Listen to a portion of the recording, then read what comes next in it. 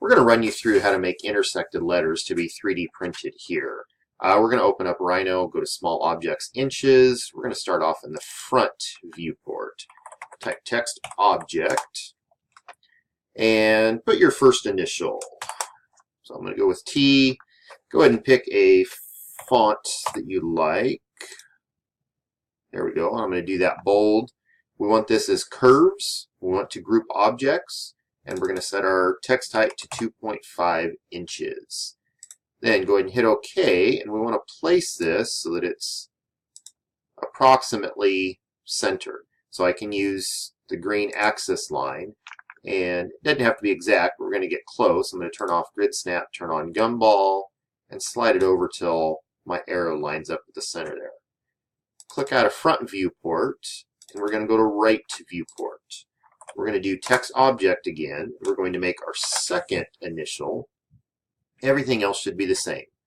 Same font, curves, group objects, 2.5 inches.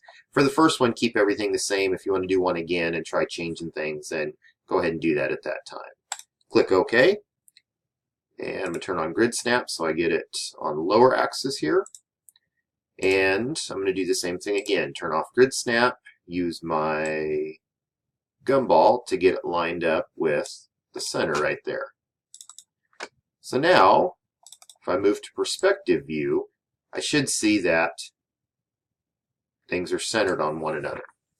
I'm going to go ahead and click on one of these and go to Extrude Curve.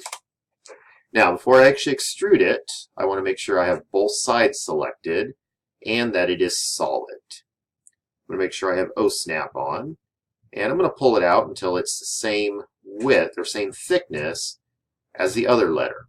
Sometimes it's easier to see this if we change to shaded view. Okay. Now, I'm going to do the same thing for the next one. So click on the E, Extrude Curve. And again, I'm going to pull it out until it's even with that. Now, right now, that looks kind of funky, but that's okay. Hopefully, it'll change for us in a second.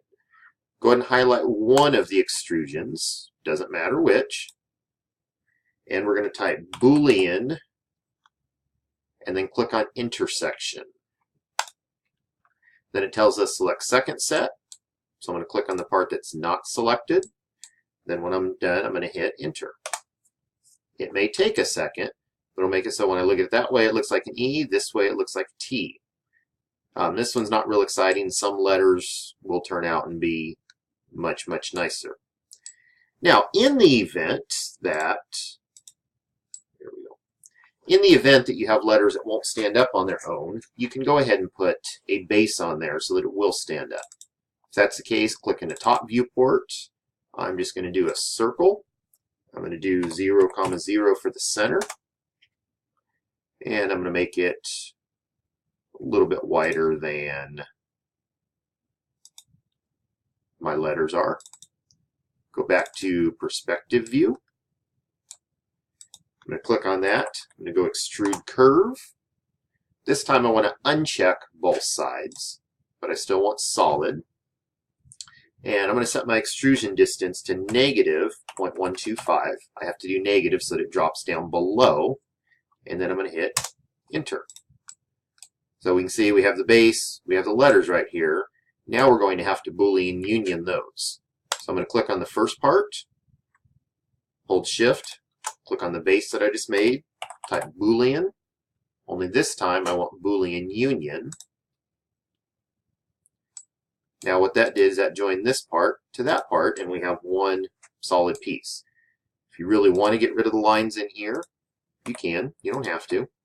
They're not going to affect anything. Now you're going to go ahead and highlight that. Export. We're going to export it as an STL. Give it a name. Hit Save. Go ahead and hit OK. Hit OK again. And now you're ready to send that to the 3D printer. Now, depending on your letters, you may have to get a little bit creative with how you set it up on the printer. So let me undo this real quick. If I was going to print this, the easiest way would be if I rotated it so this part is along the back. That way I don't have any support in here between the E. That would be the easiest way, and you may have to figure out what works best for you.